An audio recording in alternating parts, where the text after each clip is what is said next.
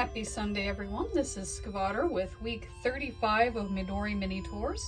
Last week, of course, was Undertale, so I decided to follow up this week with Deltarune, which is kind of a spiritual successor. Deltarune and Undertale are anagrams of each other. A couple of characters from Undertale make appearances in it, so people think that this is a sequel and connected somehow. However, they are also both anagrams for unrelated.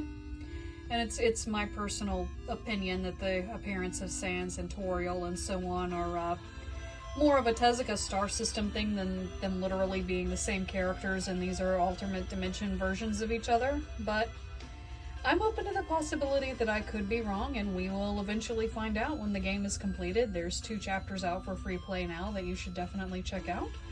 But let's get started. Starting with the main character, Chris. They have their light form and their dark world form. They're the party leader, the knight type character, and they are the character that is being controlled by a soul, in other words, the player. However, with some great difficulty, they can fight back against the soul, and there are also cutscenes where Chris acts on their own, so it's really interesting. Undertale also had a lot of interesting things to say about the player as a character in the narrative, and it'll be interesting to see what Deltarune does with that. Next is Susie, your bruiser type character.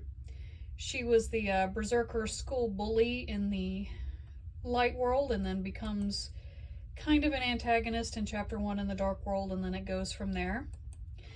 But it's a really interesting character. As a troubled child, becomes one of your best friends, shown just a little bit of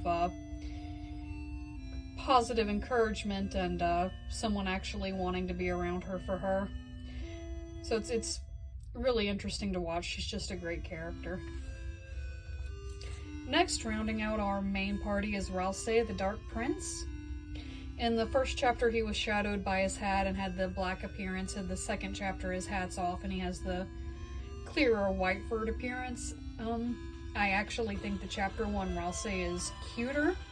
I really want the Nendoroid that's coming out of the Black Ralsei next year.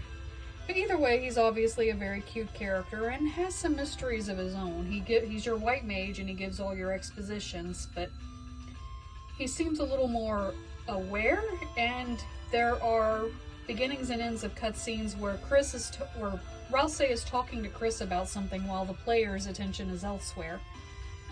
So I think that Ralsei is aware of the soul and is trying to find out how to use it, or perhaps free Chris from it. But it's going to be really interesting, again, to see where they go from here. Next is Lancer, the Jack of Spades.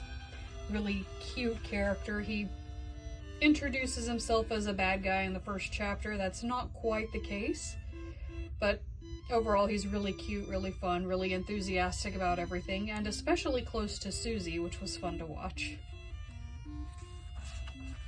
Next is, she was an NPC in chapter 1, became a guest party playable character in chapter 2, Noelle Holiday. She's a ice mage type character in the dark world, and in the light world she's a video game enthusiast. She has been playing Dragon Blasters 3 and discussing it with her dad, who is in the hospital. She's a really cute, shy character with a huge crush on Susie and childhood friend history with Chris, and just a really appealing character. And then there's Birdly. Birdly is a lot of fun. It makes sense that he's incredibly obnoxious because he's a blue jay. I think he's a blue jay. He could be some other type of blue bird or just a generic bird. But he's that guy who's really invested in being the smartest person in the room at all times,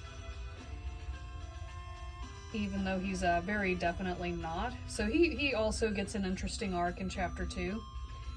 And I just think it's really funny that Birdly's weapon is a halberd. And for the final of the day is the final boss of chapter 2, the Queen of Cyber City.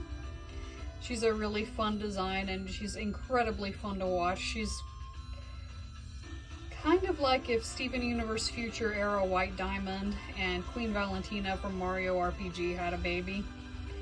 Just incredibly fun character and a lot of great tunes associated with her. And she's not drinking a margarita, she drinks battery acid and also uses it in combat. That's just part of what a fun character she is.